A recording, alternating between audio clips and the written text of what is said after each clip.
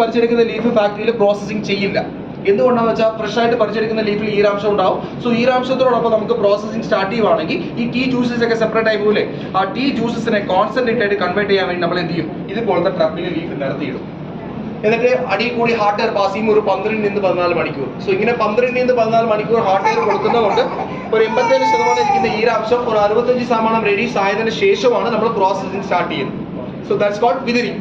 അത് കഴിഞ്ഞ് നമ്മൾ നേരെ എന്ത് ചെയ്യും, CTC റോളറിൽ കൂടി പാസ് ചെയ്യും. സോ CTC റോളർ, ഇതാണ് CTC റോളേഴ്സ്. സോ CTC റോളറിൽ ഇരിക്കുന്ന ഓരോരോ ബ്ലേഡും ഓരോരോ ഷേപ്പാണ്, ഓരോരോ ഷേപ്പും ഓരോരോ ഗ്രേഡാണ്, ഓരോരോ ഗ്രേഡും ഓരോരോ ടേസ്റ്റ് ആണ്.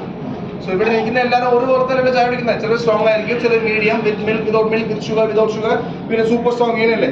സോ ഇതൊക്കെ ഡിഫറെന്റ് ചെയ്യുന്ന ഈ CTC റോളേഴ്സ് ആണ്. സോ ഇതിലെ കൂടി ലീഫ് പാസ് ചെയ്യുമ്പോഴത്തേക്കും ലീഫ് ക്രഷ് ലൈക്ക് പൗഡർ ഫോമിലായിരിക്കും നമുക്ക് കിട്ടുന്നത്, ലൈക്ക് ഇങ്ങനെ.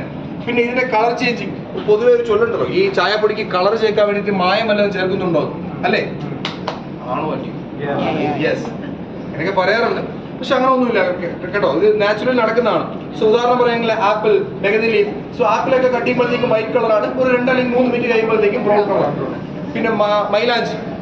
So when we process the mehendi leaf, like 2 to 3 minutes the color will be changed like green to red.